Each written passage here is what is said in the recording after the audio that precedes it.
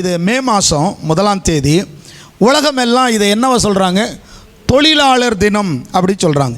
ஏன் தொழிலாளர் தினம் அப்படி சொல்கிறாங்கன்னா, உழைக்கும் வர்க்கம் இன்றைக்கி பலதரப்பட்ட மக்கள் கடுமையாக உழைக்கிறாங்க. விவசாயம், இன்னும் நிறைய கம்பெனிஸுங்க, ஒவ்வொரு விதத்திலும் பல மக்கள் பல விதத்தில் என்ன செய்கிறாங்க?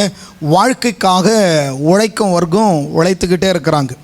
அப்போ இவங்களை என்கரேஜ் பண்ணுறதுக்காக, அவங்களுக்கு ஒரு நம்பிக்கை ஊட்டுறதுக்காக இந்த உழைப்பாளர் தினம் அப்படின்னு ஒன்று வச்சுருக்கிறாங்க. சரி, இதெல்லாம் ஒரு பக்கம் இருக்கும் பொழுது, ஒரு மனுஷனை கர்த்தர் ஆசீர்வதிக்கிறதுக்கு இந்த வேலை என்பது இது இப்போ வந்தது கிடையாதுங்க. ஆதியிலேயே ஆதாம கர்த்தர் படைக்கும் பொழுது வேலையை கர்த்தர் கொடுத்தார். ஏதேன் தோட்டத்தில் கொண்டு வந்த கர்த்தர் வச்சுட்டு இந்த தோட்டத்தை பண்படுத்தவும் காக்கவும் வைத்தார் அப்படின்னு பைபிளில் படிக்கிறோம். அது எப்போ? ஆதியில். வேதம் சொல்லுது, வாக்குத்தத்த வசனத்தை வாசிக்கிறதுக்கு முன்னாடி ஒரு சில சம்பவங்களை கண்ணு முன்னாடி கொண்டு வாங்க. ஆண்டவர் சொல்லும்போது ஒரு சில வசனங்கள் சொல்கிறார். மேகம் போன்ற திரளான சாட்சி உங்களை சூழ்ந்திருக்க பாரமானவைகளை உதறி தள்ளுங்கன்னுது. பாரமானவர்கள்னு என்ன? எனக்கு வயசாகிடுச்சு, எனக்கு திராணி இல்லை, எனக்கு திறமை இல்லை, எனக்கு சப்போர்ட் இல்லை, என்னை யாரும் தூக்கி விடலை, எங்களுக்கு அப்படி ஒரு வழி அமையலை, எங்களுக்கு எதுவுமே தெரியாது, இந்த மாதிரியான சாக்குப்போக்குகள் இருக்குது பாருங்கள். ஒருவேளை உங்கள் வாழ்க்கையில் இது சாக்குப்போக்காக இருக்கலாம், ஒருவேளை உண்மையாகவே யாருடைய சப்போர்ட் இல்லாமல் இருந்திருக்கலாம். ஆனால் வேதம் சொல்லுது, கொஞ்சம் நீ உலகத்தை சுற்றிப்பார், தேவ மனுஷர்களை பார், தேவ மனுஷர்களை நீங்கள் பார்க்கணும் அப்படின்னு சொல்லுது. கொஞ்சம் வெளியில் கூட போய் பாருங்கள். ஒரு சில மக்கள் எல்லாம் பாருங்கள், ஒரு இந்த கென்டக்கி ஃப்ரைடு சிக்கன் அப்படின்னு ஒன்று இருக்கு இல்லையா, KFC. அந்த KFC எல்லாம் நிறைய பேருக்கு இப்போ ரொம்ப ஃபேமஸாக தெரியும். ஒரு காலத்தில் அந்த KFCயை கண்டுபிடிச்சவர் 60 வயசு அவருக்கு. 60 வயசில் அவர் ஒரு முடிவுக்கு வந்தார், இந்த சிக்கனை சமைச்சு கொண்டு போய் எல்லா இடத்துலையும் விற்று நாம் என்ன செய்யணும், ஒரு சாதனையை கொண்டு வரணும் அப்படின்னு நினச்சார். எத்தனை வயசுங்க? அந்த மனுஷன் 60 வயசில். அவர் யார் அப்படின்னு சொன்னால், அவருக்கு அப்பா கிடையாது, அம்மா மட்டும்தான். அவருடைய பேக்ரவுண்டு பார்த்திங்கன்னா ரொம்ப வறுமையான சூழ்நிலை தான். இது பைபிளில் உள்ள சம்பவம் இல்லை, ஒரு சில சாட்சிக்காக சொல்லிவிட்டு நான் வசனத்துக்குள்ளே போகிறேன் பாருங்கள். அந்த மனுஷனுக்கு 60 வயசில் ஒரு யோசனை வந்தது, எனக்கு நல்ல சிக்கனை சமைக்க தெரியும். அந்த சிக்கனுடைய விளம்பரம் எப்படி தெரியுமா வரும்? இந்த சிக்கன், இந்த கென்டக்கி ஃப்ரைடு சிக்கன் சொன்னால் விளம்பரத்தில் எப்படி கொடுப்பான்னு சொன்னால், இந்த கையை என்ன சொல்கிறது, சூப்பி சாப்பிட்றதா சப்பி சாப்பிட்றதா என்ன சொல்லுவீங்க?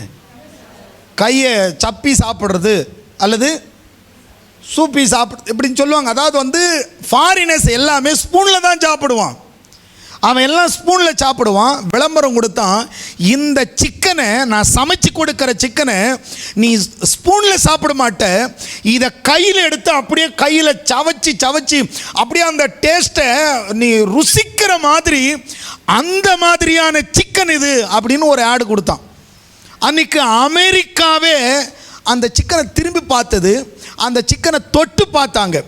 தொட்டு பார்த்து கையை டேஸ்ட் பண்ணி பார்த்தான், ஆமாம் இந்த கென்டக்கி ஃப்ரைடு சிக்கன் அது விரல சப்பி சாப்பிட்ற ஒரு சிக்கன் தான் அப்படின்னு ஸ்பூனில் சாப்பிட்ற அந்த அமெரிக்காவே ஒரு நாள் அந்த மனுஷனை திரும்பி பார்த்தது. அவர் சொல்கிறாரு, இந்த சிக்கனை ஒரு முறை சாப்பிட்டு பார்த்தீங்கன்னா நீங்கள் வேண்டான்னு சொல்ல மாட்டீங்க அப்படின்னு ஒரு முடிவு பண்ணி அதே போல் விற்ற உடனே எல்லாரும், பெரும்பாலான மக்கள் அந்த கென்டக்கி ஃப்ரைடு சிக்கன் வந்த நாட்களில் பெரும்பாலான மக்கள் ஹோட்டலை நோக்கி படையெடுக்க ஆரம்பித்தாங்களாம்.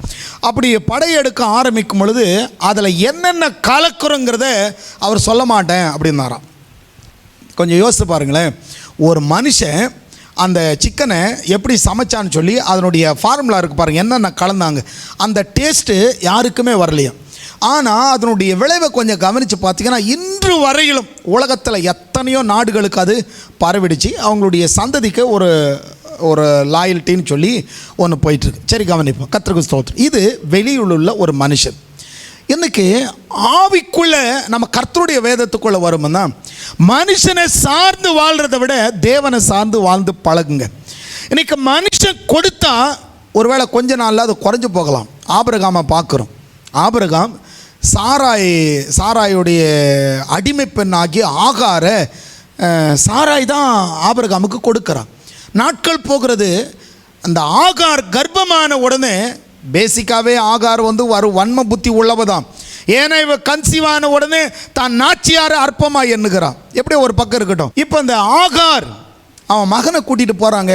பையனை கூட்டிகிட்டு போகும்போது பாலைவனத்தில் போயிட்டு இருக்கான். பையன் அம்மா பசிக்குதுமா அப்படி சொன்ன உடனே அப்போ இருந்தது எடுத்து கொடுத்தாங்க. அம்மா தாகமாக இருக்கம்மா தண்ணீர் இருந்தது கொடுத்தாங்க. கொஞ்சம் தூரம் போக போக ஆகாருடைய மனதில் பாரம் அதிகமாகுது. ஐயோ இன்னும் கொஞ்சம் அப்பந்தான் இருக்குது, இன்னும் கொஞ்சம் தண்ணி தான் இருக்குது. கொஞ்சம் தூரம் போக போக போக அப்பமும் தீர்ந்து போச்சு, தண்ணீர் தீர்ந்து போச்சு. இப்போ பையன் தண்ணி கேட்குறான், தண்ணிக்கு வழி இல்லை. அப்பத்தை கேட்குறான், அப்பத்துக்கும் வழி இல்லை. அப்போ சொல்கிறான், ஆண்டவரே நான் என்ன செய்கிறது அப்படின்னு சொல்லிட்டு பையன் தாகத்தில் துடிக்கிறான். தாகத்தில் துடிக்கும் பொழுது நான் என்ன செய்ய முடியும் அப்படின்னு சொல்லிட்டு ஐயோன்னு சொல்லிட்டு ஒரு அம்பி எய்கிற தூரத்தில் ஓடி போய் அழறான்.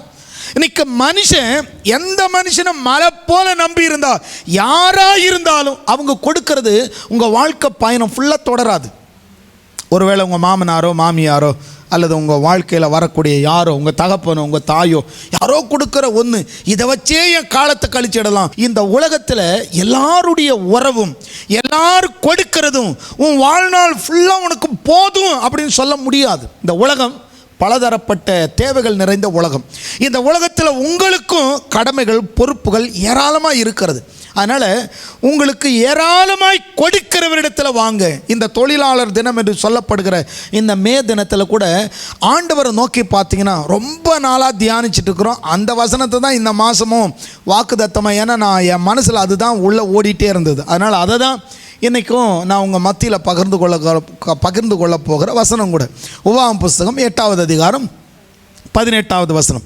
அந்த இடத்துல ஆண்டவர் சொல்லும் பொழுது உன் தேவனாகிய கர்த்தரை நினைப்பாயாக. எதற்கு அப்படின்னா அவர் முற்பிதாக்களுக்கு இட்ட ஆணையை அந்த உடன்படிக்கையை உறுதிப்படுத்த. ஒருவேளை உன் வாழ்க்கையில் உயர்வு வரலை அப்படின்னா இன்னும் உங்கள் வாழ்க்கையில் அந்த உடன்படிக்கை உறுதிப்படலைன்னு அர்த்தம். அது உறுதிப்படணும்னா நீங்கள் முதலாவது உங்களை விட்டு கொடுங்க. நீங்கள் உங்களை விட்டு கொடுத்தா அவர் என்ன செய்வாரா, ஐஸ்வர்யத்தை சம்பாதிக்கிறதற்கான பலன் ஐஸ்வர்யம் அப்படின்னு எடுத்தால் நம்ம ஒரு சிலது யோசிக்கிற பாருங்க. ஒரு சிலர் அப்படியெல்லாம் நிறைய அவங்களுடைய வாழ்க்கையில் ஒரு சில பேச்செல்லாம் ரொம்ப பேசுவாங்க பாருங்கள். ஆண்டவர்கிட்ட சொல்லுவாங்க. ஒரு சில விசுவாசிங்க இப்படியெல்லாம் அறிக்கை பண்ணுவாங்க, என்ன நடந்தாலும் என்ன பிரச்சனை வந்தாலும் நான் கர்த்தரை நேசிப்பேன், அவர் என்னை கொன்று போட்டாலும் நான் அவரை நேசிப்பேன், அவர் என்னை உபத்திரவப்படுத்தினாலும் அவரை நான் நேசிப்பேன்னு சொல்லுவாங்க. அப்படிப்பட்ட ஆளை கேட்குறேன், நீங்கள் ஆண்டவரை விட பெரிய ஆளோ? இப்படி சொன்னால் என்ன அர்த்தம்? அவர் என்னை கொன்று போட்டாலும் அவர் மேல் நம்பிக்கையாக இருப்பார். அவர் என்னவோ மோசமானவர் மாதிரியும் இவர் என்னவோ ஆண்டவரை விட நல்லவர் மாதிரி இருக்கு பாரு. இந்த வார்த்தை கவனிச்சிருக்கீங்களா? அந்த வார்த்தை அதாவது இப்போ உதாரணத்துக்கு ஒரு சில குடும்பத்தில் சொல்லலாம், கணவனை பார்த்து அவர் என்னை வீட்டை விட்டு துரத்துனா கூட நான் அவரையே சார்ந்திருப்பேன். அதாவது அவன் புருஷன் என்னவோ குடும்பக்கார மாதிரியும் இந்த அம்மா என்னவோ ரொம்ப நல்லவங்கள மாதிரியும். இதே போல தான் அங்கே இருக்குது இந்த வசனங்கள். கொஞ்சம் நல்ல கவனிங்க, இதனுடைய அர்த்தங்களை புரிஞ்சு கொள்ளுங்க. ஒரு சிலர் சொல்கிறாங்க, நான் தங்கத்தை பயன்படுத்தவே மாட்டேன், தங்கமோ வெள்ளியோ இதெல்லாம் பாவம், இதெல்லாம் நான் தொடவே மாட்டேன் அப்படி சொன்னால் அப்போ ஆண்டவரை குற்றப்படுத்துறீங்களா? அவர் பரலோகத்தில் எப்படி இருக்கிறாராம்? வைடூரியம், கோமேதகம், வஜ்ரக்கல், படிக பச்சை. வெளிப்படத்தில் போய் படித்து பாருங்கள், இவ்வளவு அங்கே இருக்கான். இன்னும் கூட சொல்ல போனால் பொற்கச்சை அணிந்தவராய், இடுப்பிலே அவர் என்ன கட்டியிருக்கார்? பொற்கச்சை அணிந்தவராய் அவர் இருக்கிறான்னு சொல்லுது. அப்போ வேதவசனம் சொல்லுது, அவர் நீதிமானுடைய வீட்டில் ஆசி ஐஸ்வர்யம் இருக்கும். ஆபிரகாம் வெள்ளியும் பொன்னையும் உடைய சீமானாக இருந்தான். ஈசாக்கு வர விருத்தி அடைந்தான். அவனுடைய வாழ்க்கையில் வெள்ளியும் பொண்ணும் ஏராளமாக இருந்தது. தாவீது கிட்ட வெள்ளியும் பொண்ணும் ஏராளமாக இருந்தது. அப்போ அவங்கெல்லாம் பாவி மாறியும் நாம தான் பெரிய பரிசுத்தவான் மாதிரியும் ஒரு சிலது அப்படி சித்தரிக்கிறாங்க. கொஞ்சம் கவனிங்க. ஏன்னு தெரியல, ஒரு சிலர் வெள்ளியும் போனதுனால பெரிய பேய் மாதிரி பார்க்குறாங்க. அதில் ஒரு சில காரியங்கள் இருக்கிறது, அதை நான் உங்களுக்கு சொல்கிறேன், கொஞ்சம் கவனிச்சுட்டே வாங்க. திடீர்னு கேட்டால் ஒரு சிலர்களாம், நீங்கள் திடீர்னு போய் யார்கிட்டே சொல்லுங்கள், பொன்னையும் வெள்ளியும் பொண்ணையும் ஏன் வெறுக்கிறீங்க அப்படின்னு கேட்டால் அவங்க சொல்லுவாங்க, உடனே கர்த்தருக்காக வெறுக்கிறோம் அப்படிம்பாங்க. அதுக்கு பதில் பாருங்கள், எங்கேயாவது ஆண்டவர் பொண்ணை நீ வீட்டில் வச்சேன்னா அவன் வீட்டுக்கு சாபம் வரணும் ஏதாவது வசனம் இருக்கா? பொண்ணை வைக்காத, வெள்ளியை வைக்காது, பொண்ணும் வெள்ளியும் தேவனுக்கு பகை அப்படின்னு எங்காவது இருக்கா? எங்கேயுமே கிடையாது. நம்ம ஆட்கள் அப்படி ஒரு பிம்பத்தை உருவாக்குனாங்க. நான் உங்களுக்கு ஏற்கனவே சொன்னது தான், தரித்திரத்தை பயங்கரமாக பேசுகிற ஆள் பாருங்கள், செழிப்பாக இருப்பான், ஆனால் பேச்சு மட்டும்தான் தரித்திரமாக இருக்கும். இன்னும் கூட பாருங்கள், நகை பயன்படுத்தக்கூடாதுன்னு சொல்கிற ஆள், நகையே போடக்கூடாதுன்னு சொல்கிறாங்க. வெள்ளி தங்கம் இது கர்த்தருக்கு அருவருப்பு, இதெல்லாம் நம்ம பயன்படுத்த அந்த மாதிரி போதிக்கிறவங்களை பார்த்தீங்கன்னா அவங்கக்கிட்ட தங்கம் வெள்ளி மட்டும் இல்லை, மற்றபடி சொத்து இருக்குது, வீடு இருக்குது, வாசல் இருக்குது, கார் இருக்குது, எல்லாமே இருக்குது. நான் வச்சுக்க கூடாதுன்னு சொல்ல, வச்சுக்குங்க, கர்த்தருக்கு ஸ்தோத்திரம். ஆனால் ஒரு சிலரெல்லாம் பிரசங்கம் அப்படி இருக்குங்க. நீங்கள் இப்போ கேட்டதில்லை, நான் ஒரு சிலர் எங்களுக்கு பைபிள் காலேஜில் ஒருத்தர் பிரசங்கம் பண்ணும்போது அப்படி சொன்னார். ஒரு ஊழியக்காரன் அர்ப்பணிக்கப்பட்டவனாக இருக்கணும், 2 வேட்டி 2 ஜிப்பா இருக்கணும், ஒன்று கொடியில் தொங்கணும், இன்னொன்று உடம்புல தொங்கணும், இந்த 2 தான் இருக்கணும். இப்படியெல்லாம் சொல்லுவாங்க, கேள்விப்பட்டிருக்கீங்களா யாராவது? அப்படி வஸ்திரங்கள் ஒரு ஆசீர்வாதம். பைபிளை படிச்சிங்கன்னா உண்ண உணவையும் உடுக்க உடையையும் இருக்க இடத்தையும் கர்த்தர் தான் கொடுக்குறார். ஒரு சில பிலாசபியெல்லாம் மனுஷனுடைய வார்த்தைகளை கவனிக்கக்கூடாது. இன்றைக்கி உலகத்தில் ஒரு சிலர் சொல்லுவாங்க, ஏதோ வயிற்ற கழுவுனா போதுங்க. ஒரு சிலர் சொல்லுவாங்க வேலைக்கு போகிறதுக்கு, இது எங்கள் வயிற்ற கழுவுனா, வயிற்ற கழுவுறதுக்கு அது என்ன அலுமினியம் பாத்திரமா இல்லை சில்வர் பாத்திரமா? அது எப்படி வயிற்ற கழுவ முடியும்? நம்ம ஆளுங்க ரைம்ஸ் பாருங்கள். அதுக்கப்புறம் ஏதோ கஞ்சி ஊற்றினான்னா போதுங்க, இந்த பிள்ளைய படிக்க வைக்கிறேன், நாளைக்கு இவன் எனக்கு என்ன செய்வான்?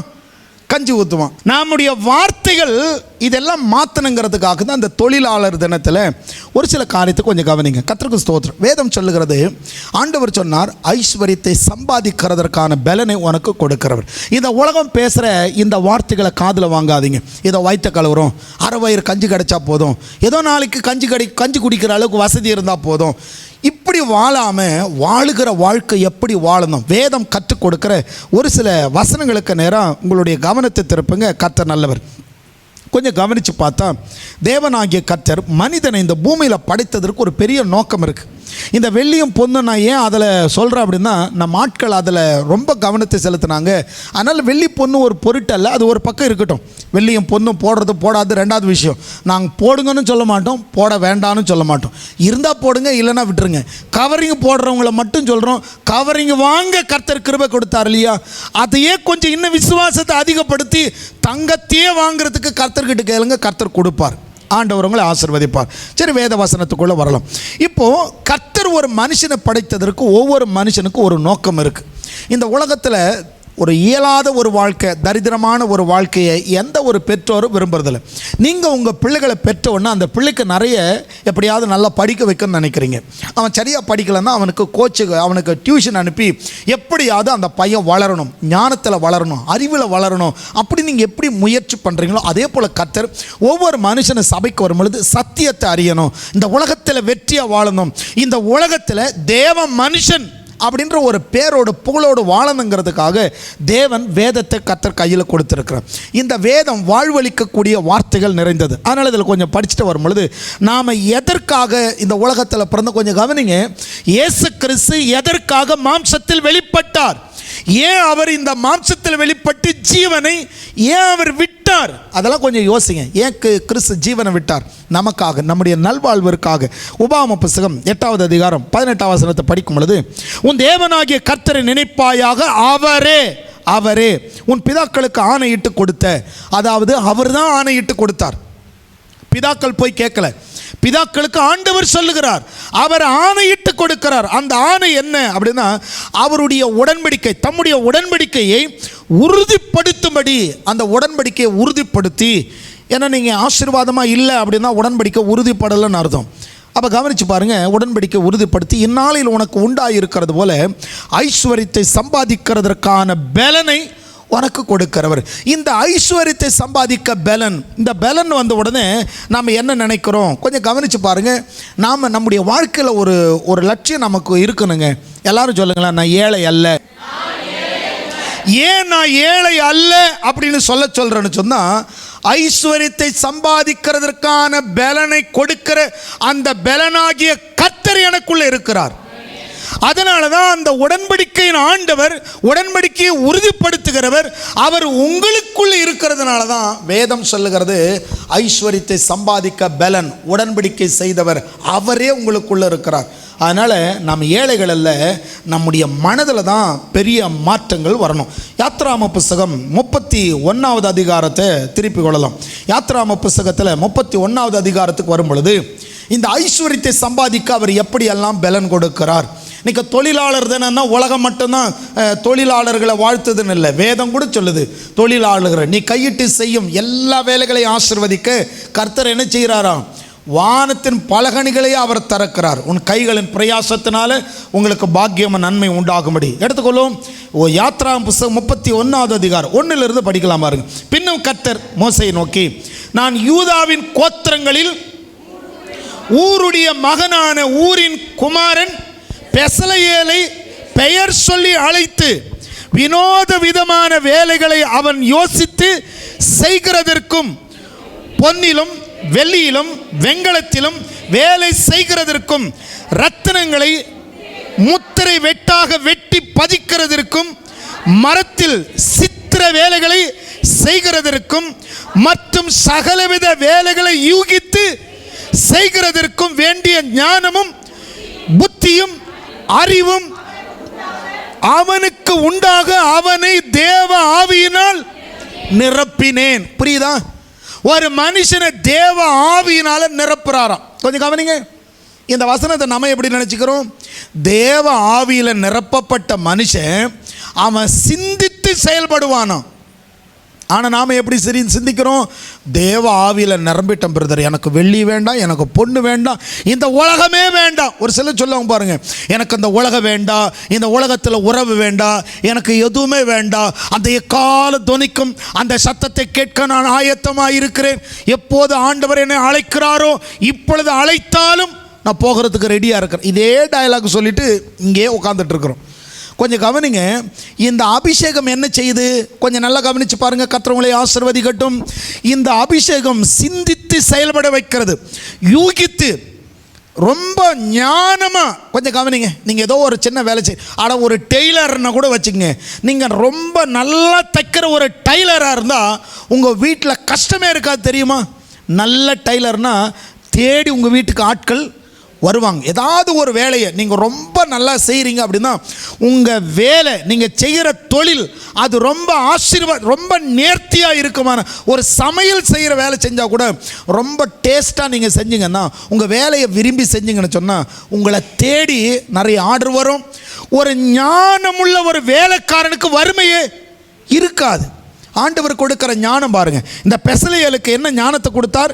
வினோதமான, 3ஆம் வசனம் பாருங்க, வினோதமான வேலைகளை அவன் யோசித்து செய்கிறதற்கும் பொன்னிலும் வெள்ளியிலும் வெண்கலத்திலும் வேலை செய்கிறதற்கும். ஒரு சிலர் பொண்ணை நினைச்சா பாவம், வெள்ளியை நினைச்சா பிசாசு, இப்படியெல்லாம் ஒரு சிலர் பேசிட்டு இருக்கிறாங்க. அவங்கள விட்டுருங்க. ஆனால் வசனத்துக்குள்ளே வாங்க. கர்த்தர் அவருடைய ஆலயத்தை எப்படி தான் அலங்கரிக்கிறார்? பொன்னினாலும் வெள்ளினாலும் அலங்கரிக்க. ஒரு சிலர் சொல்லுவாங்க, பரலோகத்துக்கு நாம் நாளைக்கு போனால் தங்கத்து மேலே நடப்புங்க அப்படிங்கிறாங்க. நாளைக்கு என்ன நடக்கிறது? இப்போவே நாம் எது மேலே தான் நடந்துகிட்ருக்கோம்? தங்கத்து மேலே தான் நடக்கிறோம். நம்ம காலுக்கு கீழே தான் என்ன கிடக்குது? தங்கம், நிலக்கரி, என்னென்னவோ நம்ம காலுக்கு கீழே தான் எல்லாமே கிடக்குது. சரி, கர்த்தர் உங்களை ஆசீர்வதிக்கட்டும். வேத வசனத்துக்குள்ளே வரும் பொழுது 4ஆம் வசனம் பாரு, ரத்தினங்களை முத்திரை வெட்டாக வெட்டி பதிக்கிறதற்கும் அவன் வேலையை ரொம்ப சிறப்பாக செய்வதற்கும், ஒரு மனுஷனுக்கு ஒரு நல்ல தொழிலதிபராக வருவதற்கான யுக்தியை, நீங்கள் என்ன வேலை செய்தாலும் இந்த வேலையிலிருந்து ஒரு உயர்வு அடுத்த கட்ட லெவலுக்கு உங்கள் பிரயாசம் மாறுவதற்கு ஒரு சாதாரணமான ஆளாக இல்லைங்க, எல்லாருக்கும் அப்படிப்பட்ட பலத்தை கர்த்தர் கொடுப்பார். ஒரு சாதாரண ஒரு மனுஷன் 60 வயசில் ஒரு கெண்டக்கி சிக்கனை, அவர் கெண்டக்கி ஃப்ரைட் ரைட் சிக்கனை அவர் எப்படி விளம்பரம் பண்ணார்? சூழ்நிலைக்கு ஆப்போசிட்டாக விளம்பரம் பண்ணார். எல்லாம் ஸ்பூனில் சாப்பிட்றீங்க, ஆனால் நான் கொடுக்குற சிக்கனை நீங்கள் வாங்கி சாப்பிட்டீங்கன்னா விரலை சப்பி சாப்பிட்ற அளவுக்கு அவ்வளவு டேஸ்ட்டாக இருக்கும். அதாவது என்ன சொல்ல வரான்? கையை கூட நீ கழுவிட மாட்டேன், அதில் இருக்கிற டேஸ்ட்டை கூட வேஸ்ட் பண்ண மாட்டேன், அந்த அளவுக்கு என் குவாலிட்டி இருக்கும் அப்படின்னு அவங்க சொல்கிறாங்க. கொஞ்சம் கவனிங்க, ஒரு மனுஷன், அந்த மனுஷனுக்கு அவ்வளவு ஞானம் இருக்குமையானால், இந்த ஞானத்தை கொடுத்த ஆண்டவர் உங்களோடு இருக்கிறதுனால அவங்களுக்கு எப்படியெல்லாம் திராணி கொடுத்தார், அதை காட்டிலும் 1000 மடங்கு அதிகமாக தான் உங்களுக்கு கிடைக்கும். அதனால தான் இந்த தொழில்னு வரும்பொழுது, இந்த வேலைன்னு வரும்பொழுது 5ஆம் வசனம் சொல்லுது, மற்றும் சகலவித வேலைகளை யூகித்து நல்லா சிந்தித்து செய்கிறதற்கும் வேண்டிய ஞானமும் புத்தியும் அறிவும் அவனுக்கு உண்டாக அவனை தேவ ஆவியினால் நிரப்பினார். தேவ ஆவி ஒரு மனுஷனுக்குள்ளே இருந்தால், கொஞ்சம் கவனித்து பாருங்கள், ஒரு மனுஷனுக்குள்ளே தேவ ஆவி இருந்தால் வேலை செய்கிற இடத்துல ஓப்பி அடிச்சுட்டு இருக்க மாட்டான், வேலை நேரத்தில் எங்காவது நேரத்தை போக்க மாட்டான். வேலை நேரம் முடியறதுக்கு முன்னாடி ஓடி போகணும்னு நினைக்க மாட்டான். தான் வேலையில் உண்மையாக இருப்பான். நீங்கள் உங்கள் வேலையில் உங்கள் கம்பெனியில் உண்மையாக இருந்து பாருங்கள். கொஞ்சத்தில் உண்மையாக இருந்தால் அநேகத்தின் பேரில் கர்த்தர் உங்களை உயர்த்துவார். உங்களிடத்தில் உண்மை மனுஷன் பார்க்குறானோ இல்லையா, கர்த்தர் பார்க்குறாரு. நீ செய்கிற வேலை எப்படி செய்கிற, எல்லாவற்றிலும் எல்லாருக்கும் சொல்கிறேன், உங்களுக்கும் சொல்கிறேன், எனக்கும் சொல்கிறேன். நம்முடைய வேலையில் நாம் எப்படி இருக்கிறோம், அந்த வேலையில் ஒரு உண்மை இருக்குமான 6 வசனம் சொல்லி பாருங்க.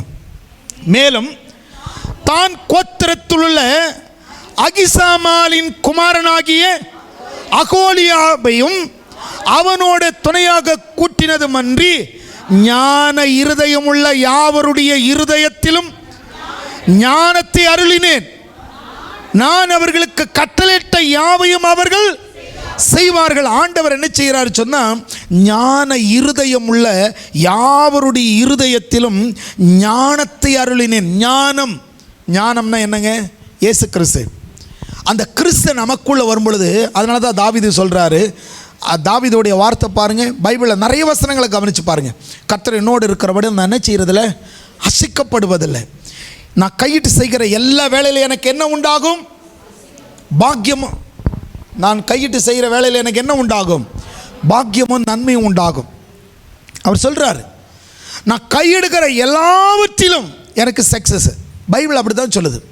வேதம் சொல்லும் பொழுது பைபிளை கவனித்து பார்க்குறோம். அந்த ஞான இருதயம் உள்ளே வரும் பொழுது, அந்த மனுஷனை ஞானத்தினால் நிரப்பும் பொழுது, அந்த மனுஷனுடைய குறைவுகள் எல்லாம் நிறைவாகிறது. அவன் செய்கிற எல்லாவற்றிலும் வெற்றி உண்டாகுது. கிறிஸ்துவுக்குள் குறைவெல்லாம் மாறுகிறது.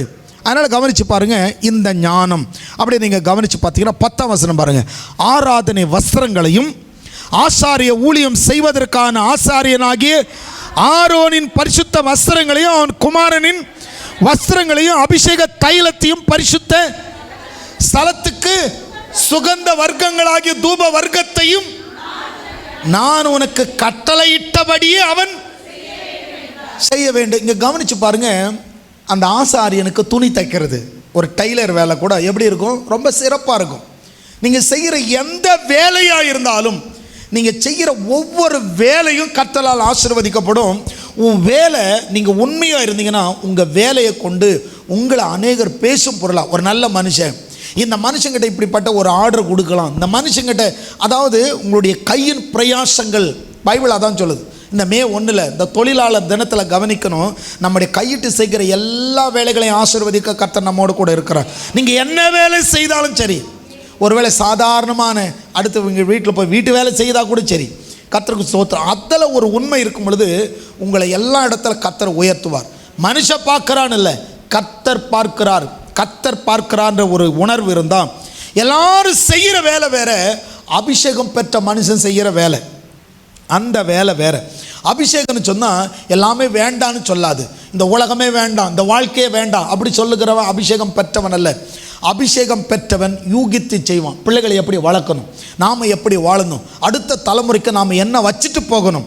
வேதம் சொல்லுது, நல்லவன் தன் பிள்ளைகளுக்கு ஆஸ்தியை வைத்து போகிறான். பிள்ளைகளுக்கு நான் என்ன சம்பாதிச்சிருக்கிறேன், என்ன சம்பாதிக்கணும், எப்படி வாழணும் அப்படிங்கிறத இது கற்றுக் கொடுக்கும். இன்னைக்கு திராணி இருந்தா, ஒரு திராணி அந்த யூகித்து செய்கிற பக்குவம் இருந்தா, இந்த யூகிக்கிறவனுக்கு உலகத்தில் வருமானம் அதிகம். தெரியுமா?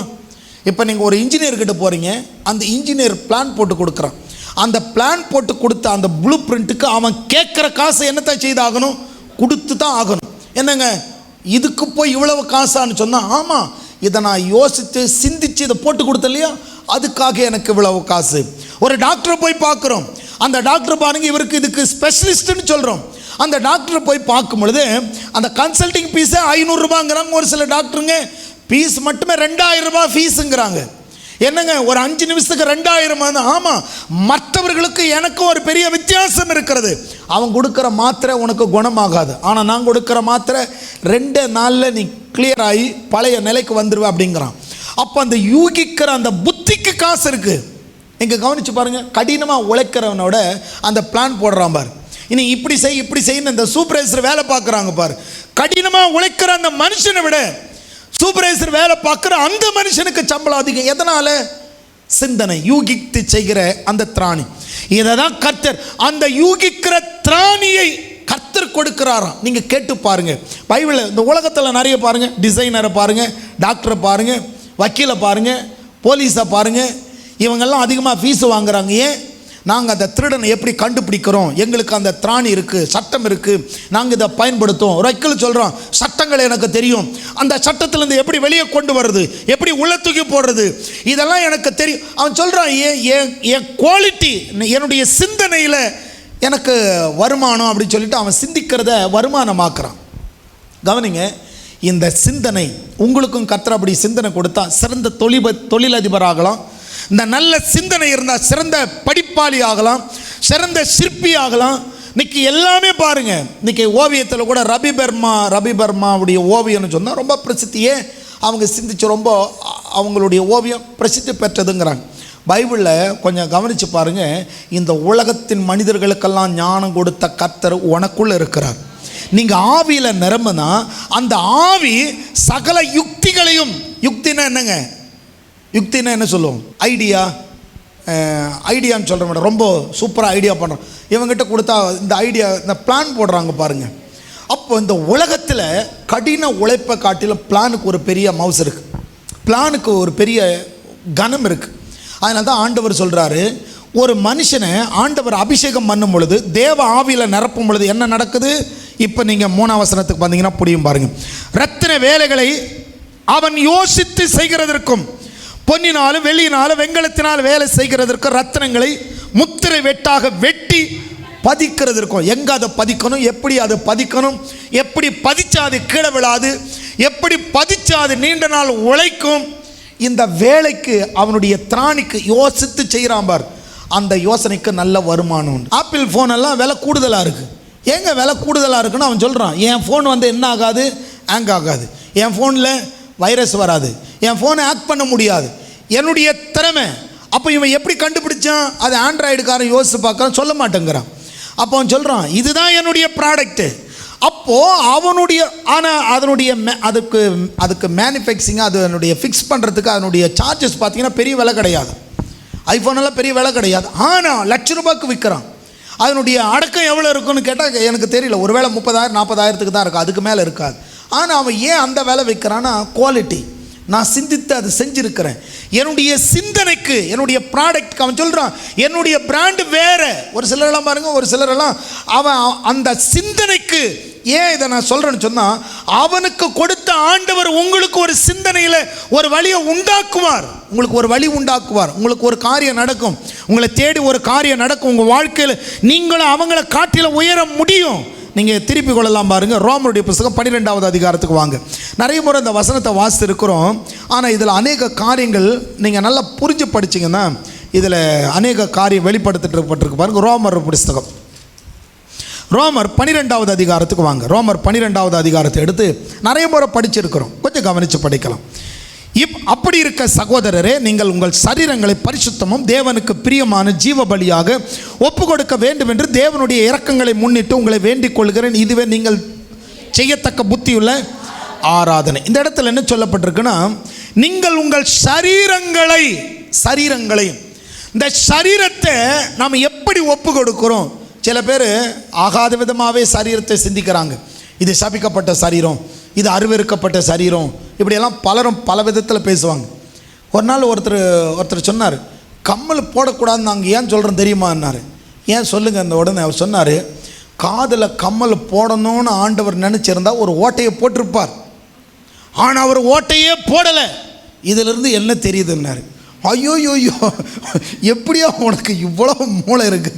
அப்போ நான் அவர் யோசித்தேன், எப்படிங்க உண்மையில் பிரதர் நீங்கள் பெரிய ஆளுங்க, உங்கள் தலையை திறந்து பார்த்தா கூட ஒரு எவ்வளோ மூளை இருக்குது பாருங்கள். கடவுள் கம்மல் போடணும்னு நினச்சிருந்தா காதில் ஒரு ஓட்டை போட்டிருப்பார். எப்படி யோசிக்கிறாங்க பாருங்கள். நான் தான் சொன்னேன், பிரதர் நீங்கள் பயங்கரமான ஆள் பிரதர். ஆமாம், இந்த பேண்ட்டு சட்டெல்லாம் பிறக்கும் போதே போட்டுட்டு வந்தீங்களா? எப்படி வந்த எதுக்கு பேண்ட்டு சட்டை போட்ட? எப்படி ஆண்டவருக்கு இதெல்லாம் தேவைன்னு தெரிஞ்சிருந்தா அவரே ஆல்ரெடி ஒரு ட்ரெஸ்ஸு ஒரு சிலர்லாம் பாருங்கள், எனக்கெல்லாம் சங்கீதக்காரன் சொல்கிறான், விசித்திர வினோதமாக கர்த்தரனை சிந்தித்து படைச்சாராம். நல்ல ஞானம், திறமை, அறிவு, கிருபை இதெல்லாம் கொடுத்து இந்த மனுஷனுக்காகவே கர்த்தர் பரலோகத்தை விட்டு இறங்கி இந்த பூமியில் வந்து உனக்கு ஒரு வாழ்வு இருக்குன்னு சொன்னார். ஜெபிக்க கேட்குறாங்க.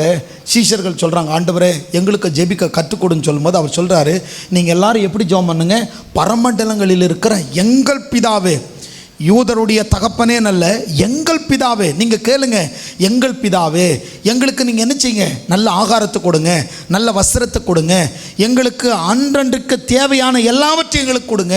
அவர் ஜெபிக்க அதான் கற்றுக்கொடு. உனக்கு ஒரு அப்பா இருக்கிறார், உனக்கு ஒரு தகப்பன் இருக்கிறார், உன்னை இந்த உலகத்தில் இருக்கிற அப்பா எப்படி உங்களை விசாரிப்பார் அதை காட்டிலும் 1000 மடங்கு பெரியவர். அதனால் கவனிங்க, இந்த உலக வாழ்க்கைங்கிறது ஏதோ தங்கத்தை வெறுக்கிறதுல மட்டும் இல்லை.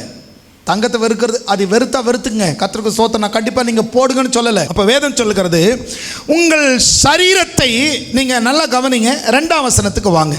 நீங்கள் இந்த பிரபஞ்சத்துக்கு ஒத்த வேஷம் தெரியாமல், இந்த நடிப்பெல்லாம் வேண்டாம். உலகத்தில் நாங்கள் எல்லாம் கர்த்தருடைய பிள்ளைங்க, அதனால நாங்கள் எல்லாத்தையும் விட்டுட்டோம். நான் தான் கேட்குறேன், ஒரு நாளைக்கு நீங்கள் ஜனங்க கிட்ட போய் எங்கள் ஆண்டவர் பெரியவர், சர்வ வல்லவர், அவர் அற்புதம் செய்கிறவர், அவர் பெரிய காரியத்தை செய்வார்னு யாருக்கிட்டே சொல்லும் பொழுது, அப்போ அவன் எப்படிங்க சொல்கிறீங்க அப்படின்னு கேட்டால், பாருங்கள் என்கிட்ட ஒன்றுமே இல்லைன்னு சொன்னால் அவன் நம்புவானா, ஏற்றுக்குவானா? கொஞ்சம் யோசிங்க. கர்த்தருக்கு ஸ்தோத்திரம். என்ன கேட்டால் கிறிஸ்தவங்க வளரணும். யூதர்கள் பாருங்கள் தலை சிறந்த இடத்துல இருக்காங்க. ஒன்று அமெரிக்காவுக்கு போகணும், லண்டனுக்கு போகணும்னு நினைக்கிறேன். ஏன்?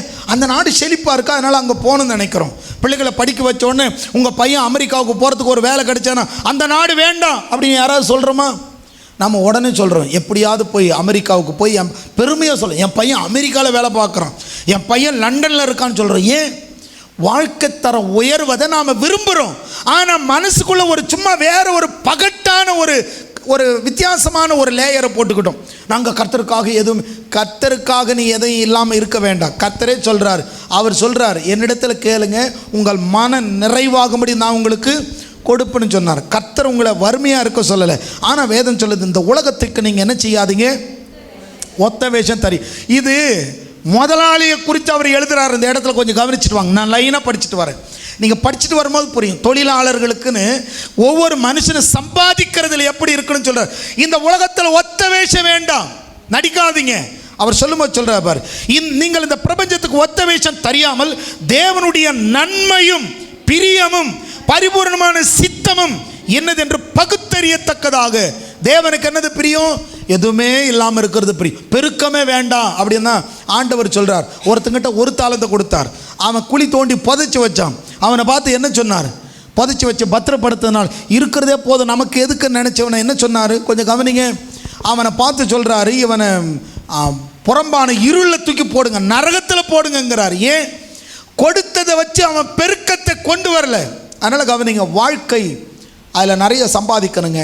ஞானத்தை சம்பாதிக்கணும், உறவை சம்பாதிக்கணும், ஐஸ்வர்யத்தை சம்பாதிக்கணும், சாட்சியை சம்பாதிக்கணும், தேவ தயவுனால வரங்களை சம்பாதிக்கணும். அதுதான் கிறிஸ்தவ வாழ்க்கை. ஏதோ பஞ்சப்பாட்டு பாடுறதுனால கர்த்தருடைய நாம மகிமைப்பட்டுன்னு நினச்சிடாதீங்க.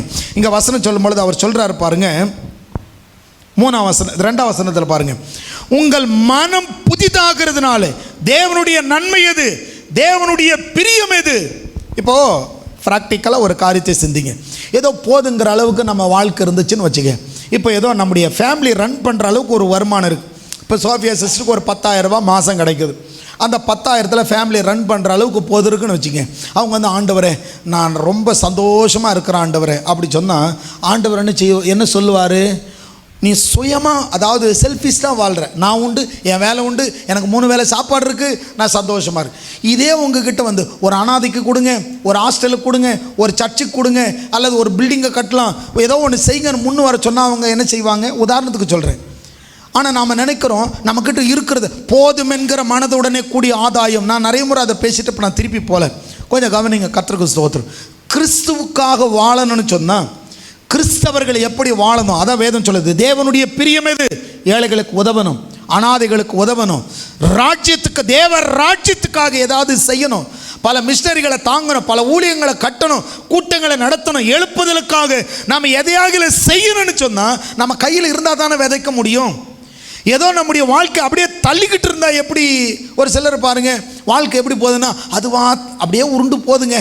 அப்போ அந்த வாழ்க்கையை உருட்டுறவங்க கிட்ட போயிட்டு பெரிய காரியத்தை ஏதாவது செய்ய முடியுமா? முடியாது. ஆனால் தான் வேதம் சொல்லுது, உலகத்துக்கு ஒத்த வேஷம் தெரியாமல் தேவனுடைய பிரியம் எது, தேவனுக்காக சாதிக்கணுங்கிறது எது, தேவனுக்காக வாழணுங்கிறது எது, அந்த எதுங்கிறத நல்லா அறிஞ்சு மனம் புதிதாகிறதுனால, என்னை பலப்படுத்துகிற கிறிஸ்துவினாலே, ஐஸ்வர்யத்தை சம்பாதிக்க பலன் கொடுக்கிறவராலே, என் சந்ததியை வாழ வைக்க இந்த சமுதாயத்திற்கு ஏதாவது செய்ய என்னால் முடியும். நல்லா கவனிங்க. வெளிநாட்டில் இருந்த கிறிஸ்தவங்க என்ன செய்தாங்க? இந்தியாவுக்கு வந்து சர்ச்சை கட்டினாங்க, ஹாஸ்டலை கட்டினாங்க, டேமை கட்டினாங்க, ரோடு போட்டாங்க, படிப்பை கொடுத்தாங்க, மருத்துவத்தை கொடுத்தாங்க. இதெல்லாம் எப்படி? அவங்க கிட்ட இருந்த பொருளை எடுத்து ஜனத்துக்கு கொடுத்தாங்க, சுவிசேஷத்தை விதைச்சாங்க. அவங்க கையில் இருந்தது. நம்ம கையில் இருந்தால் நாம் கூட என்ன செய்யலாம்? இந்த மாதிரி எல்லாம் சமுதாயத்துக்கு ஏதாவது செய்யலாம், ஏதாவது செய்யலாம். நிறைய பேர் பாருங்கள், ஒரு ஹோமம் நடத்துகிறாங்க, அனாதை பிள்ளைகளை தத்தெடுக்கிறாங்க, முதியோர் இல்லத்தை நடத்துகிறாங்க, மருத்துவத்தை கொடுக்குறாங்க. அப்போ அவங்க கையில் இருக்கிற, அதான் கர்த்தர் சொல்ல, ஒத்த விஷயம் தெரியாமல் தேவனுக்கு நன்மையானது செய்யுங்க, இதுதான் தேவனுக்கு பிரியம். அப்படி பாருங்க 3ஆம் வசனம். அல்லாமலும் எனக்கு அருளப்பட்ட கிருபையினாலே நான் சொல்லுகிறதாவது, உங்களில் எவனானாலும் தன்னை குறித்து எண்ண வேண்டியதற்கு மிஞ்சி எண்ணாமல் அவனுக்கு தேவன் பகிர்ந்த விசுவாச அளவின்படியே தெளிந்த எண்ணம் உள்ளவனாய். அப்போ கவனிங்க, தெளிந்த விசுவாசம் உள்ளவனாகவே எண்ண வேண்டும், சிந்திக்க வேண்டும் சொல்கிறார். நீ அதாவது வந்து கடவுளை விட மேலே போய் சிந்திக்கக்கூடாது. அவர் என்ன செய்கிறார்? நீ நல்லா வாழணும்னு அவர் சொல்லிட்டார். ஆனால் நாம் வந்து இல்லை ஆண்டவரே, இந்த உலகத்தில் அப்படியே நான் வாழ்க்கையை உருட்டிகிட்டே போகிற ஆண்டவரே, அப்படி அல்ல. அதனால் அவசரம் பாரு. ஏனெனில் நமக்கு ஒரே சரீரத்தில் அநேக அவயங்களில் இருந்தும்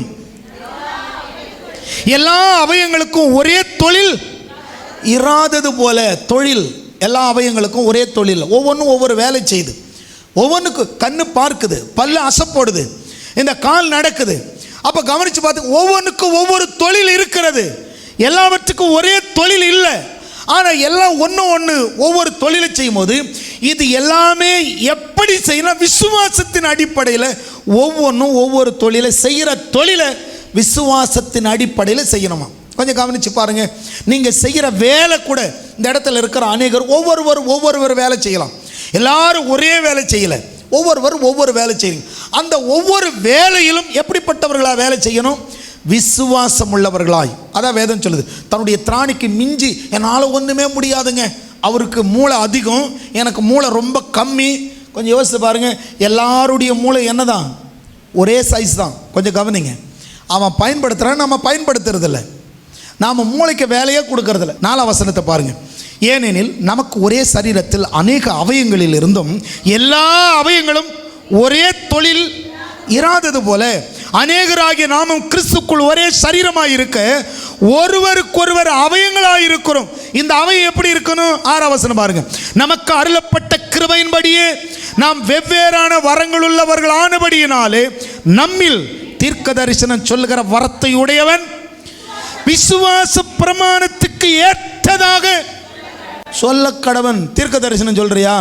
விசுவாசத்துக்கு ஏற்றபடி சொல்லுங்க. பயப்படாதீங்க, கர்த்தர் உங்களுக்கு திராணியை கொடுப்பாருன்னு சொல்லுங்க. நீ செய்வதை வாய்க்குன்னு சொல்லுங்க, உனக்கு பலன் உண்டாகுன்னு சொல்லு. தீர்க்க தரிசனம் அதுதான். ஒரு மனுஷனை கீழே தள்ளுற மாதிரி 6 மாதத்தில் ஆபத்து வந்துடும், 8 மாதத்தில் இல்லாமல் போயிடுவேன். ஒரு சிலரெல்லாம் பாருங்க, ஒரு சிலர் வாயை திறந்தா என்னென்னோ சொல்லுவான். கிழக்கு பக்கத்தில் சூனியம் வச்சுட்டாங்க, மேற்கு பக்கத்தில் உனக்கு எதிராக எலும்பி இருக்கிறாங்க. அவன் வாய்க்கு வந்ததை அடித்து விட்டுட்டு இருப்பான். கவனிங்க, கர்த்தருக்கு ஸ்தோத்திரம். தீர்க்க தரிசனத்தை விட தீர்க்கமான ஒரு தரிசனம் உள்ளே இருக்கட்டும். என் நடைகள் பிசகாது, என் வழிகளில் எல்லாம் என்னை காப்பார், அவர் எனக்கு முன்னே போய் கோணிலை செவ்வையாக்குவார். அப்படிப்பட்ட தீர்க்க தரிசனம் இங்கே வசனமே அதான் சொல்லுது. ஒரு மனுஷன் தீர்க்க தரிசனம் வசனம் வரத்தை உடையவனாக இருந்தால் அவன் எப்படி தான் தீர்க்க தரிசனம்? விசுவாச பிரமாணத்துக்கு ஏற்றதாக சொல்ல கடவுள். இல்லைன்னா நீ சொல்லவே வேண்டாம். அடுத்து சொல்கிறார் பாருங்க, ஊழியெல்லாம் எப்படி இருக்கணும்னு சொல்லிட்டு அப்படியே சொல்லும் பொழுது 8ஆம் வசனம் பாருங்க. புத்தி சொல்லுகிறவன் புத்தி சொல்லுகிறதிலும் தரித்திருக்க கடவன், பகிர்ந்து கொடுக்கிறவன் வஞ்சனை இல்லாமல் கொடுக்க கடவன், முதலாளியானவன் ஜாக்கிரதையா இருக்க கடவன். தொழிலை பற்றி தான் பேசுறாரு. ஒரு மனுஷன் தொழில் செய்யணும், நீ செய்ய வேண்டிய வேலைகளை எப்படி செய்றீங்க? ஒரு தாயுடைய ஸ்தானத்தில் குடும்பத்தை நடத்தணும். ஒரு மாமியார், ஒரு மருமகன், ஒரு பேர குழந்தை, ஒவ்வொருவரும் ஒவ்வொரு அந்தந்த கடமையில் அந்தந்த பொறுப்பில் ஜாக்கிரதையாக இருக்கணும். அதே நேரத்தில் அந்த தொழிலிலும் ஜாக்கிரதையாக இருக்கும். முதலாளியானவன் முதலாளியாகவே இருக்க பாருங்க. என்னைக்கு இந்த பிஸ்னஸ் எல்லாம் போயிடுமோ? ஒரு சிலர் பாருங்கள், இன்றைக்கி கம்பெனியில் நல்ல வருமானம் வந்திருக்கு, நாளைக்கு வருமோ வராதோ. அதான் வேதம் சொல்லுது, நீ முதலாளி ஜாக்கிரதையாகிரு. என்னைக்கு 100 ரூபாய் வருமானம் வந்ததான், நாளைக்கு 150 வரும், அடுத்த நாள் 200 வரும். அது 300 ஆகும், 1000 ஆகும், லட்சமாகும், கோடியாகும். நீ முதலாளி ஸ்தானத்தில் இரு. பிச்சைக்காரனை போல யோசிச்சுட்டு இருக்காது. நாளைக்கு அப்படியே கம்பெனியெல்லாம் மூடிட்டு நடு ரோட்டுக்கு வந்துடுவனும், அப்படியே ஒன்றும் இல்லாமல் போயிடுமோ, அடுத்த அலை கொரோனா வந்தால் பயப்படாத, எதிர்த்து நிற்க அவர் பலன் கொடுப்பார். அவைகள் உன்னை சேதப்படுத்துவதில்லை.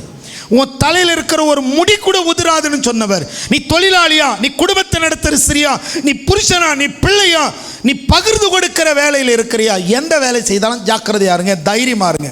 ஒரு தாயா இருந்து பிள்ளைகளுக்கு சாப்பாடு போடுறியா, இன்னைக்கு தம்பி இன்னைக்கு மட்டன் இருக்குப்பா, நாளைக்கு இருக்குமோ இருக்காதோ, இன்னைக்கே சாப்பிட்டுங்க, அப்படி கிடையாதுங்க. ஒருவேளை நீங்கள் பகிர்ந்து கொடுக்கிறவங்களா இருந்தால் வஞ்சனை இல்லாமல், அதுக்கு என்ன அர்த்தம் வஞ்சனை இல்லாமல் அப்படின்னு சொன்னால், நாளைக்கு ஒருவேளை கிடைக்குமோ கிடைக்காதோ, இன்றைக்கி நம்ம நல்லா சாப்பிட்றோம், இன்றைக்கி இந்த மாதம் நல்ல வருமானம் வந்துச்சு, அடுத்த மாதமோ கிடைக்குமோ கிடைக்காது, இந்த வாரம் மட்டனாக போட்டுட்டோம், அடுத்த வாரம் உருளைக்கிழங்கு உருளுமோ, கத்திரிக்காய் இருக்குமோ, அப்படி மனசை வைக்காமல், ஆண்டவரே இந்த வாரம் மட்டனை கொடுத்தீங்க ஸ்தோத்திரம், அடுத்த வாரத்தில் நல்ல மான் கறி, மான்னா போலீஸ் பிடிச்சிட்டு போயிடு இல்லையா, சரி கத்திரிக்காய், ஏதோ ஒன்று உங்களுடைய மனசில், உங்களுடைய மனது அப்படி இருக்கட்டும். செய்கிற வேலையில் அடுத்த கட்டத்தை யோசிங்க, மைனஸாக யோசிக்காதீங்க. இந்த தொழிலாளர் தினம் சொல்லப்படுகிற இந்த உலகம் கூட பாருங்க, தொழிலாளர்களுக்கு அநேக போராட்டம் நடத்தலாம் அப்படியெல்லாம் சொல்கிறாங்க. ஆனால் நான் உங்களுக்கு சொல்கிற மாதிரி ஒரு போராட்டமான வேண்டாம், கர்த்தருடைய பாதத்தில் அமர்ந்துருங்க, டெய்லி ஜாப் பண்ணிவிட்டு உங்கள் வேலையை செய்யுங்க. நீ செய்கிற வேலையை கர்த்தர் உனக்கு ஆசீர்வதித்து உன் மண்டையை அவர் டியூன் பண்ணால் போதுங்க. யூகித்து சித்திர வேலைகளை வினோத விதமாய், பெசலியல் அப்படி இருந்தான், வினோத விதமாக அந்த டெய்லர் வேலை கூட அவன் வித்தியாசமாக செஞ்சான். ஒரு சில டெய்லர்கிட்ட பாருங்கள் ஃபீஸ் அதிகமாக இருக்கும், கேட்டால் நாங்கள் ரொம்ப நல்ல, நாங்கள் தைக்கிறதே வேறு மாதிரி இருக்கோம்பா. அப்போ அவங்ககிட்ட போய் எப்படி தைக்கிறீங்கன்னு சொல்லி கொடுக்க மாட்டோம். ஏன்னா அதுதான் அந்த கடையில் வேலை பார்க்குறவங்களுக்கு பாருங்கள் தைக்க கொடுப்பாங்க, கட்டிங்க அவங்ககிட்ட என்ன செய்ய மாட்டாங்க, கொடுக்க மாட்டாங்க. ஏன்? அதுதான் தொழில் ரகசியம்.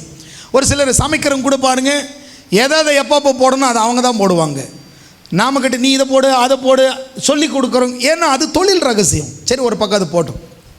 கவனித்து பார்த்தா அதை தான் ஆண்டவர் சொல்கிறாரு, புத்தி சொல்லுகிறவன், 8ஆம் வசனத்தில் புத்தி சொல்லுகிறவன், புத்தி சொல்றியா பாசிட்டிவாகவே சொல்லு, கர்த்தர் நல்லவர்னு சொல்லு. ஆனால் அதை விட்டுட்டு கர்த்தர் நல்லவர் தான், ஆனால் அவர் அடிச்சார்னு வச்சுக்க, ஏன் அவர் உன்னை அடிக்க போகிறாரு? நீ ஆண்டவரை நெருங்க, ஏன் உன்னை அவர் என்னவோ பிடி மாஸ்டர் மாதிரியும் நீ என்னவோ ரொம்ப அன்பானவர் மாதிரியும். ஒரு சிலர்லாம் பாருங்கள் கடவுள் வந்து அப்படியே கடவுளை கடினமாக்குவாங்க. நம்ம என்ன நினைக்கிறோம், நாம் ரட்சிக்கப்பட்டதை ரொம்ப ஈஸியாக எடுத்துக்கிறோம். ஆனால் அடுத்தவன் ரட்சிக்கப்படுறதை, பிரதர் அவரெல்லாம் ரட்சிக்கப்படனா ரொம்ப கஷ்டங்க, அவங்களாம் விக்கிரகத்தில் இருக்கிறாங்க, அவங்களாம் பாவத்தில் இருக்கிறாங்க, அவங்களாம் ரட்சிக்கப்படனா ஒரு 4 நாள் உபவாசம் இருந்தால் தான் ரட்சிக்கப்படுவாங்க. கொஞ்சம் யோசிங்க. நான் சொல்கிறது பார், நம்மளே ரட்சிக்கப்பட்டுட்டோம். நாமெல்லாம் யார்? நாம் மட்டும் எப்படி இருந்தோம்?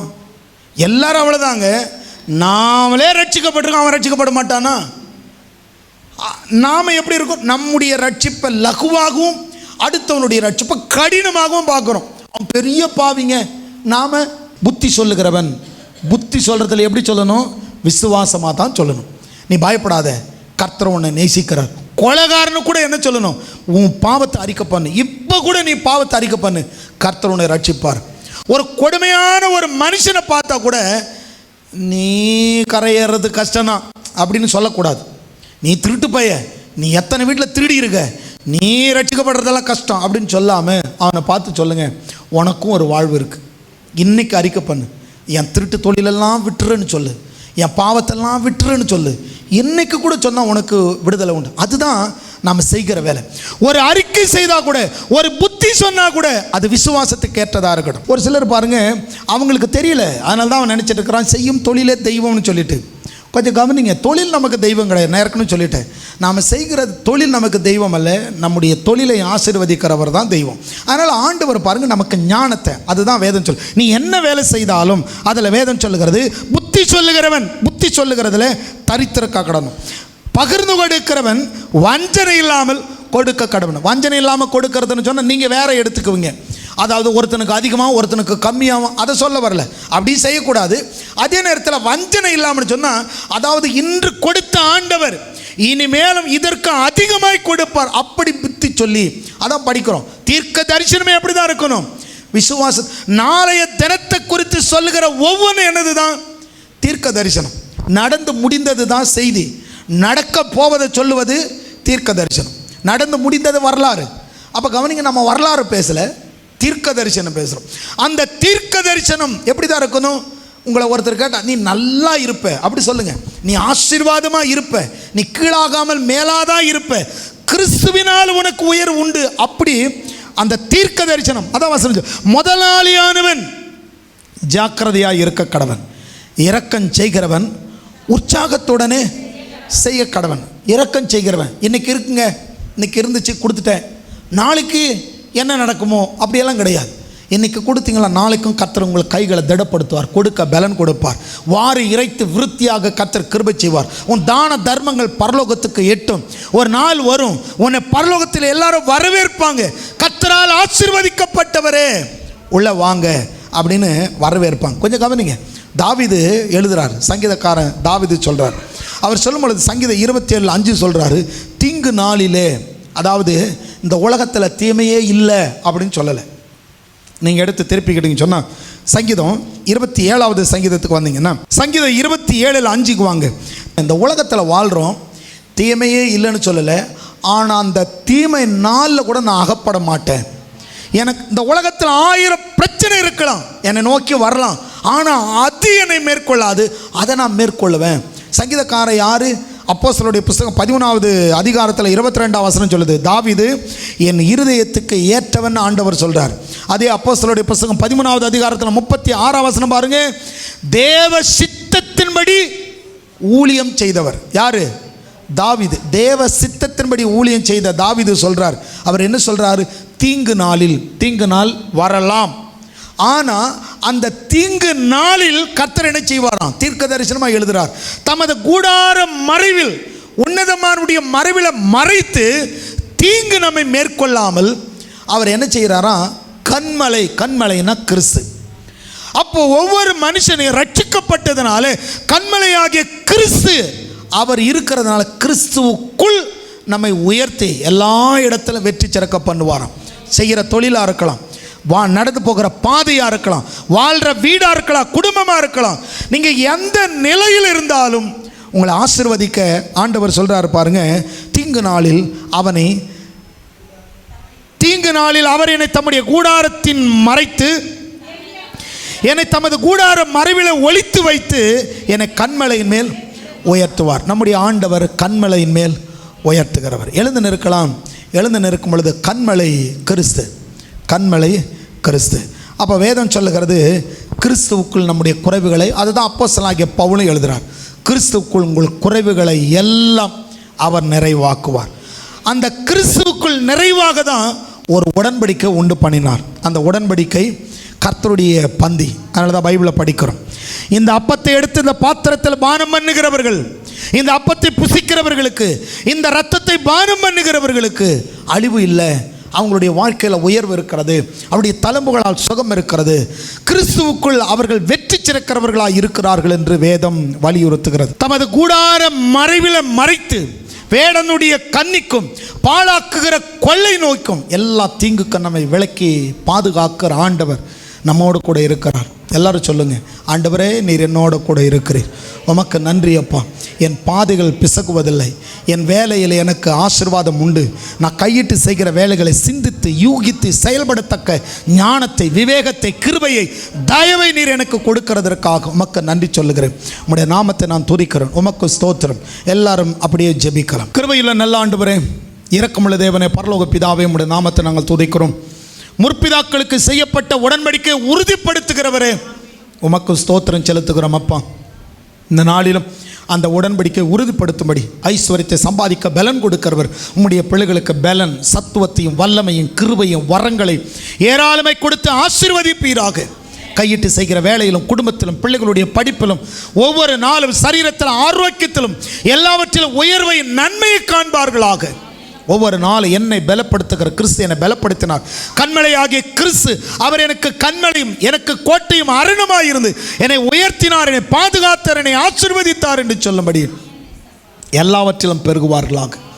தெய்வீக நன்மையை ஆளுகை செய்யட்டும். தேவனுடைய ஆசீர்வாதம் ஒவ்வொருடைய வாழ்வில் பெருக்கத்தை கொண்டு வருவதாக. ஆண்டவரே, உம்முடைய நாமத்தில் இவர்கள் வாழ்ந்திருப்பார்களாக. இவர்கள் ஆத்துமா வாழ்வது போல எல்லாவற்றிலும் வாழ்ந்திருக்க கிருபைத்தார், சம்பாதிக்க பலந்தார், ஆரோக்கியத்தில் ஐஸ்வர்யத்தில் நாளுக்கு நாள் ஒரு பெருக்கத்தை காண கிருபைத்தார். குடும்ப வாழ்க்கை, கணவன் மனைவி உறவில் எல்லாவற்றிலும் ஆசீர்வாதம் பெருகட்டும். ஆளுகை செய்யுங்க, ஆசீர்வதிங்க. எல்லா துதிக்கான மகிமைகளும் உமக்கு செலுத்துகிறோம். இயேசு கிறிஸ்துவின் நாமத்தில் பிதாவே, ஆமென்.